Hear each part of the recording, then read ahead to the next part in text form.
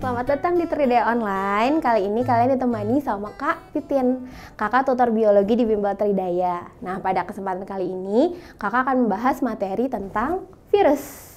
Nah, waktu kelas 10 awal banget kalian sudah belajar tentang cabang-cabang ilmu biologi kan ya?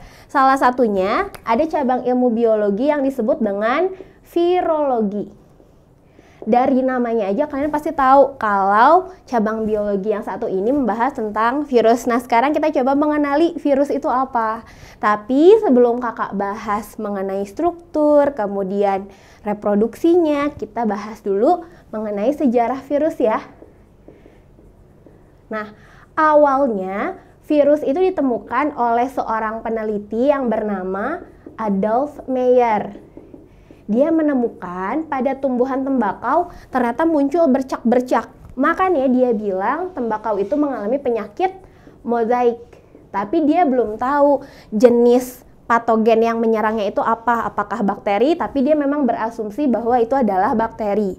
Beberapa tahun berikutnya, seorang peneliti bernama Dmitri Ivanovsky, dia menemukan bahwa ternyata makhluk yang menyerang tembakau ini saat disaring pada alat saringan bakteri ternyata dia lolos.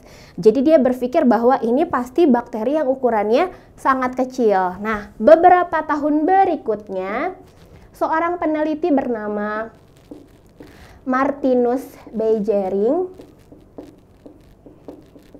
dia menemukan bahwa saat dia melakukan ekstraksi dari tembakau yang sudah diserang oleh penyakit mozaik ini, ternyata pas dia suntikan pada tumbuhan tembakau yang lain, daya serang dari patogen ini ternyata tidak berkurang. Maka dia berkesimpulan bahwa patogen yang menyerang tembakau ini adalah patogen yang bisa bereproduksi.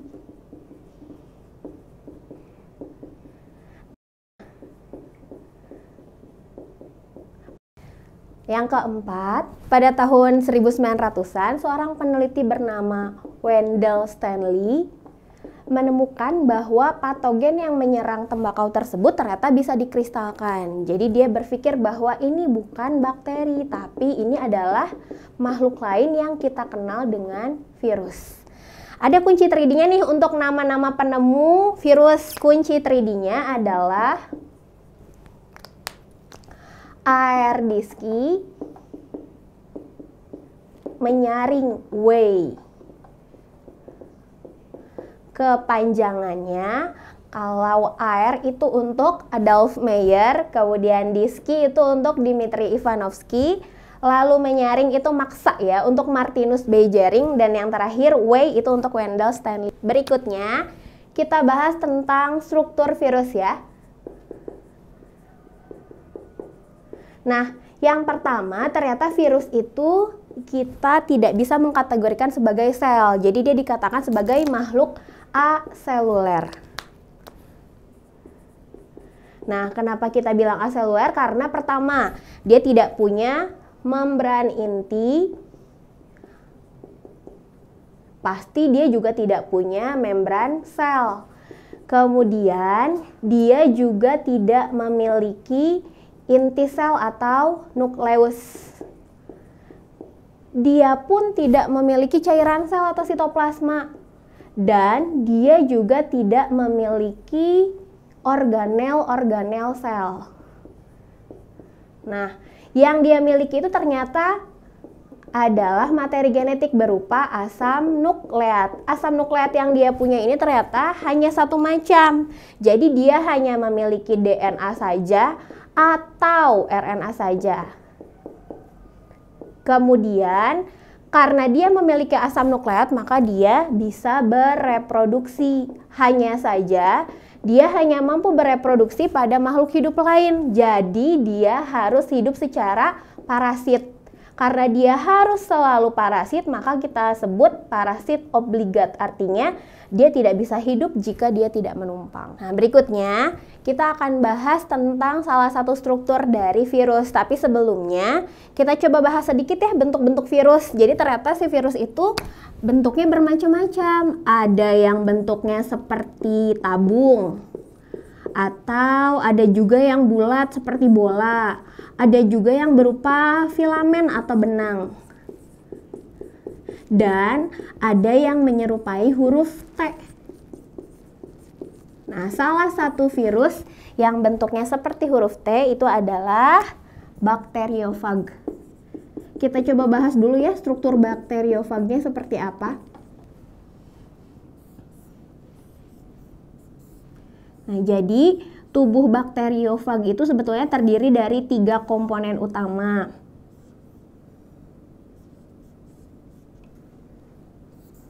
Yang pertama, ada bagian kepala, kemudian ada bagian leher, dan yang terbawah ini bagian ekor. Nah, di bagian kepalanya ini strukturnya disebut dengan kapsid atau selubung protein. Nah, di dalam kapsid ini kalian bisa menemukan materi genetik. Tadi materi genetiknya kan ada DNA atau RNA. Untuk bakteriofag ini ternyata materi genetik yang dia punya adalah DNA. Kemudian di bagian bawahnya ini kita sebut dengan selubung ekor. Bagian yang paling bawah ada yang disebut dengan plat basal atau papan dasar. Dan yang strukturnya agak meruncing, ini kita sebut dengan jarum penusuk. Nah, yang strukturnya seperti kaki, ini bukan kaki ya, ini kita sebut dengan serabut ekor. Kemudian untuk bagian kapsidnya di sini kan bentuknya segi 6. Nah, ternyata bagian kapsid inilah yang berfungsi sebagai penentu bentuk-bentuk virus tadi. Makanya ada yang seperti tabung, bulat, filamen atau seperti huruf T. Nah, itu tadi struktur dari virus. Kakak review dulu ya sedikit. Jadi yang pertama tadi saat kita bahas tentang struktur virus, ingat virus itu aseluler, kemudian dia hanya memiliki DNA saja atau RNA saja. Dia mampu bereproduksi tapi dia harus menumpang pada makhluk lain atau parasit obligat. Dan satu lagi, virus itu adalah makhluk yang labil karena dia bisa dikatakan sebagai makhluk hidup dan dia juga bisa dikatakan sebagai benda mati. Kenapa? Kalau dia dikatakan makhluk hidup berarti dia bisa bereproduksi, tapi dikatakan benda mati karena tadi ternyata virus itu bisa dikristalkan. Kemudian untuk struktur virusnya, ingat yang bentuknya seperti huruf T itu adalah bakteriofag, artinya virus yang menyerang bakteri. Ada yang mau ditanyakan dulu? Kalau tidak ada, nanti kita akan lanjutkan ke materi yang berikutnya ya. Oke, sekarang kakak lanjutkan lagi ya. Tadi kan kita sudah bahas tentang sejarah virus, kemudian struktur virus. Nah, sekarang kita bahas mengenai reproduksi virus. Nah, untuk reproduksi virus ini ada 2 macam daur. Yang kakak bahas pertama adalah daur litik. Nah, kakak akan menyontohkan reproduksi virus yang terjadi pada bakteri. Jadi tadi virus yang menyerang bakteri namanya bakteriofag. Bakteri ini dia memiliki materi genetik berupa DNA. Kita sebut juga DNA pada bakteri ini adalah plasmid. Kemudian dia diserang oleh virus. Virusnya tadi namanya bakteriofag ya, yang menyerang bakteri. Kemudian virus ini pasti punya DNA. Nah, virus ini dia hanya melekat pada dinding dari bakterinya. Dia melekatnya dengan menggunakan serabut yang ada pada tubuh virus ini. Saat dia hanya menempel, itu disebut dengan fase adsorpsi atau disebut juga dengan fase penempelan. Setelah melakukan fase adsorpsi, nanti DNA milik virus akan memasuki tubuh bakteri. Sehingga virus yang di luar sini sudah tidak memiliki materi genetik lagi. Nah, nama fasenya saat DNA virus masuk ke dalam tubuh bakteri ini disebut dengan fase infeksi atau injeksi atau disebut juga dengan fase penetrasi. Nah, tahapan yang berikutnya Saat DNA virus sudah masuk nih ke dalam tubuh bakteri, maka dia akan mengambil alih fungsi dari DNA bakteri ini. Jadi dia akan melakukan hidrolisis pada DNA bakteri sehingga DNA bakteri itu nampak seperti hancur. DNA milik virusnya juga sama. Nah, di sini terjadi proses hidrolisis dan juga sintesis protein. Makanya fase yang ketiga ini kita sebut dengan fase sintesis dan replikasi. Saat seluruh DNA milik bakteri ini sudah diambil alih oleh virus, nanti dilanjutkanlah ke fase yang berikutnya.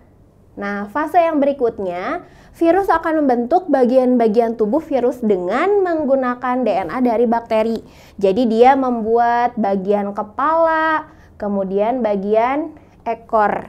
Tapi di sini dia belum membentuk virus yang utuh. Hanya saja komponen-komponennya di sini sedang disusun. Nah, fase yang ini disebut dengan fase perakitan atau disebut juga dengan fase assembling. Fase yang berikutnya, di sini mulai disusunlah bentuk virus yang utuh sehingga nanti terbentuklah virus dengan kapsidnya, kemudian selubung ekornya. Kemudian virus ini akan melakukan penghancuran pada dinding sel. Penghancurannya dilakukan oleh virus dengan menggunakan enzim. Nama enzimnya adalah lisozim. Nah, kalau lisozim ini menghancurkan dinding sel bakteri, maka nanti virusnya akan keluar sehingga terbentuklah virus-virus baru. Dan dinding sel dari bakterinya pecah. Karena dinding sel dari bakterinya pecah, maka fase yang ini disebut dengan fase lisis atau litik atau pecah. Saat bakterinya sudah pecah dan virus barunya sudah muncul, maka nanti virus ini akan bisa menyerang bakteri yang lainnya dan berulang lagi seperti itu. Nah, inilah tadi daur litik. Ada kunci 3D-nya nih untuk menghafal tahapan-tahapan yang terjadi pada daur litik ini. Kunci 3D-nya adalah adisipelit. Kepanjangannya ad itu untuk adsorpsi, I itu untuk infeksi, kemudian C sintesis dan replikasi, P itu untuk perakitan, lalu lit itu untuk litik atau lisis. Seperti itu. Kemudian daur yang berikutnya adalah daur lisogenik. Nah, sebetulnya daur litik dengan daur lisogenik itu hampir mirip, jadi tahapannya masih sama. Jadi tahapannya yang pertama sama seperti daur litik, itu ada fase adsorpsi juga, kemudian ada fase infeksi, tapi sebelum masuk ke fase sintesis dan replikasi ada tahapan lainnya. Jadi kakak kasih nomor saja ya. Yang untuk daur lisogenik, tahapan pertama adsorpsi, kemudian infeksi. Nah, tahapan yang berikutnya kita sebut dengan fase penggabungan. Kenapa kita sebut fase penggabungan? Karena ternyata virus ini dia tidak hanya masuk DNA-nya ke dalam sini, ke dalam bakteri, tapi nanti DNA punya bakteri sama DNA punya virus akan menggabung, membentuk profag. Nah, saat ini bakterinya tuh belum sadar kalau dia sudah diserang sama virus. Biasanya, jika pertahanan tubuh bakteri ini baik, maka virus tidak akan melakukan aksi yang berikutnya, tapi dia diam sampai merasa bahwa bakterinya itu sudah lemah, baru dia akan melakukan fase-fase yang berikutnya. Tapi sebelum masuk ke fase yang berikutnya, ternyata bakterinya tuh sempat membelah diri dulu. Jadi nanti terbentuk bakteri yang DNA-nya sudah mengandung DNA gabungan. Seperti tadi yang sudah kakak bilang, saat bakterinya mulai lemah, barulah virus ini akan mengambil alih DNA milik bakteri. Jadi tahapan berikutnya dari daur lisogenik adalah sintesis replikasi, perakitan, dan nanti ujung-ujungnya juga lisis. Nah, untuk tahapan daur lisogenik ini ada kunci 3D-nya juga. Kunci 3D-nya adalah adi gabung si pelit Artinya ada fase adsorpsi juga, kemudian ada fase infeksi, lanjut ke sini ada fase penggabungan DNA antara virus sama bakteri yang kita sebut dengan profag. Kemudian kalau bakterinya sudah lemah dilanjutkan dengan fase sintesis, perakitan, dan juga litik. Seperti itu. Kakak review dulu ya.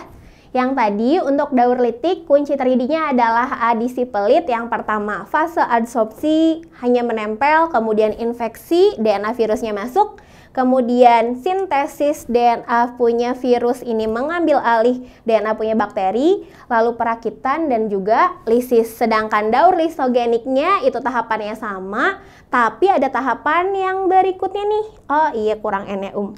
Ada fase penggabungan, kemudian ada fase pembelahan yang sebelah sini, baru nanti kesananya sama aja. Ada yang mau ditanyakan dulu?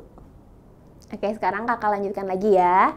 Untuk materi berikutnya kita bahas tentang macam-macam virus.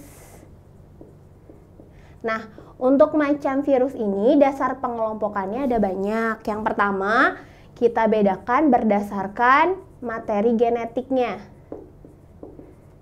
Nah, jika dibedakan berdasarkan materi genetiknya tadi sudah kita bahas ya, ada virus yang hanya punya DNA dan juga ada virus yang hanya punya RNA. Contoh virusnya nih, kalau yang memiliki DNA saja, itu contohnya ada virus papiloma, kemudian ada virus yang menyerang saluran pernafasan namanya adenovirus. Lalu ada virus yang menyerang kulit, itu biasanya herpes.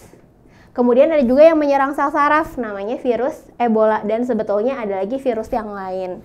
Nah, kalau virus yang termasuk virus RNA, itu contohnya ada virus yang menyebabkan penyakit gondong. Nah, namanya paramyxovirus. Kemudian ada virus yang menyebabkan AIDS atau HIV atau retrovirus. Lalu ada juga virus yang menyebabkan flu, ini pasti sudah tahu lah ya, namanya influenza. Lalu ada juga virus yang menyerang hati atau hepatitis. Terus ada juga yang menyerang otot, yaitu polio. Ada kunci 3D-nya nih. Untuk virus yang menyerang DNA, kunci 3D-nya adalah PAHE. Nah, ini untuk yang virus DNA. Kepanjangannya, kalau yang PAHE itu berarti ada papilomavirus, tadi yang menyebabkan penyakit kutil, kemudian ada adenovirus, herpes, dan juga Ebola. Terus kalau untuk virus yang menyerang RNA, kunci 3D-nya adalah HEI, paparoi, polio. Kepanjangannya, H untuk hepatitis, I untuk influenza, Papa itu untuk paramyxovirus, lalu ROI itu RO-nya untuk retrovirus atau virus HIV, kemudian polio yang menyerang penyakit polio. Itu deh yang dibedakan berdasarkan materi genetiknya. Berikutnya, kalau dibedakan berdasarkan sel inang yang mereka tumpangi. Nah, ada 3 secara umum.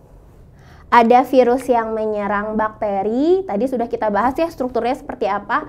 Kemudian ada juga yang menyerang manusia, ada yang menyerang tumbuhan. Oh iya, satu lagi, ternyata ada juga yang menyerang hewan.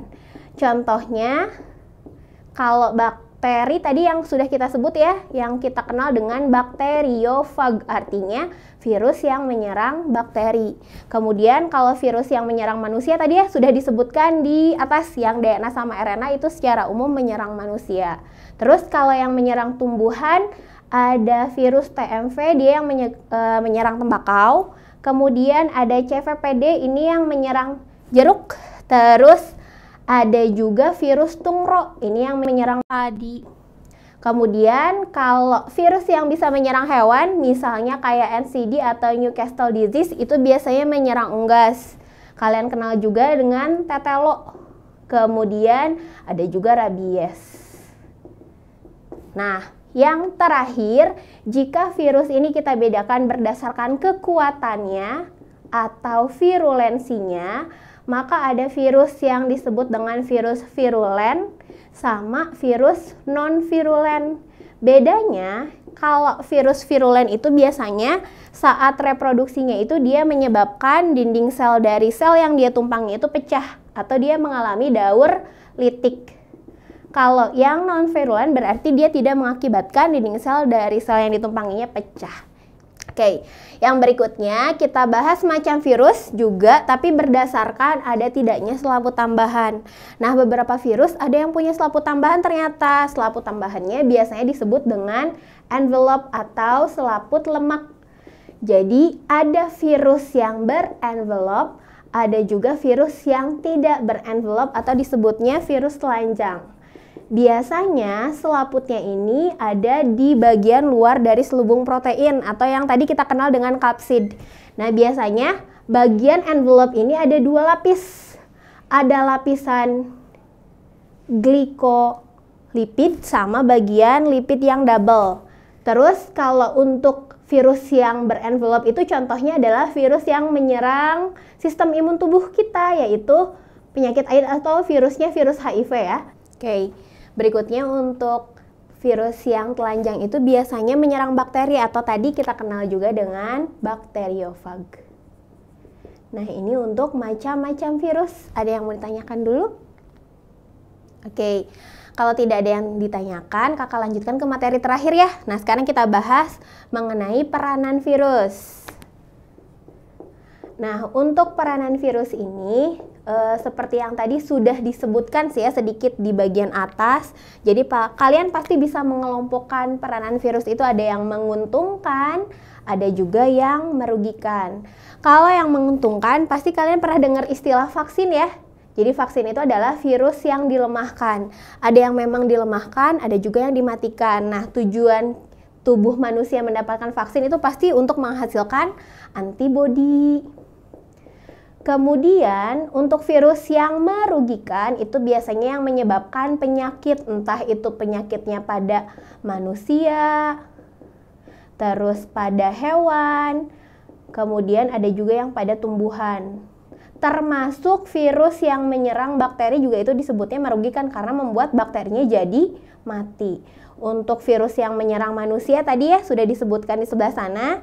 Kemudian yang menyerang hewan biasanya ada tetelo, kemudian ada rabies. Kalau yang menyerang tumbuhan biasanya menyerang tembakau, jeruk, tomat juga bisa. Terus kalau menyerang bakteri tadi deh bakteriofag. Kalau tidak ada yang ditanyakan, kakak review lagi ya sedikit. Tadi untuk macam virus, ini bisa dibedakan berdasarkan materi genetiknya, bisa DNA atau RNA, kemudian sel inang yang ditumpangi, atau ini kita kenal juga istilahnya dengan hospes. Ada yang menyerang bakteri, manusia, tumbuhan, hewan, dan juga dilihat dari kekuatan daya serang atau disebutnya virulensi. Ada yang menyebabkan dinding selnya pecah, ada juga yang tidak. Kemudian berdasarkan selaput tambahan atau envelope tadi, ada yang berenvelope, ada yang telanjang. Kemudian untuk peranan virusnya secara umum ada yang menguntungkan, ada yang merugikan. Oke deh, itu materi tentang virus. Ternyata mudah kan ya? Kalau memang tidak ada yang ditanyakan, kakak cukupkan sampai di sini saja. Mudah-mudahan bisa membantu kalian dalam belajar. Tapi kalau ada yang mau ditanyakan, kalian bisa buka website kami di bimbeltridaya.com. Terima kasih banyak, sampai ketemu lagi.